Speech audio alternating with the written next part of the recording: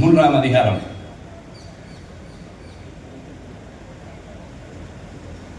பத்தாம் வசனம்.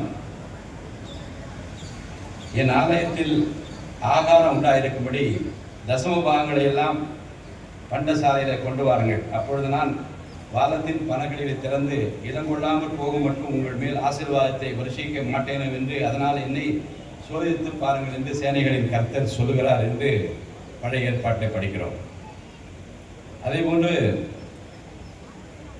பரிசுத்த லூக்கா எழுதின சுவிசேஷம் 6ஆம் அதிகாரம் 38வது வசனத்தில், கொடுங்கள் அப்பொழுது உங்களுக்கு கொடுக்கப்படும், அமுக்கி குலுக்கி சரிந்து விழும்படி நன்றாய் அளந்து உங்கள் மடியிலே போடுவார்கள், நீங்கள் எந்த அளவினால் அளக்கிறீர்களோ அந்த அளவினால் உங்களுக்கு அளக்கப்படும் என்றார்.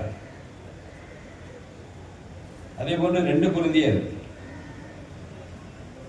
8ஆம் அதிகாரம் 1-2 வசனங்களிலே என்ன சொல்லியிருக்கிறார் என்றால்,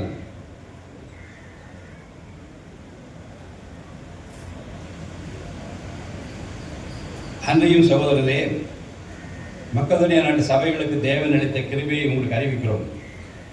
அவர்கள் மிகுந்த உபத்திரவத்தினாலே சோதிக்கப்படுகை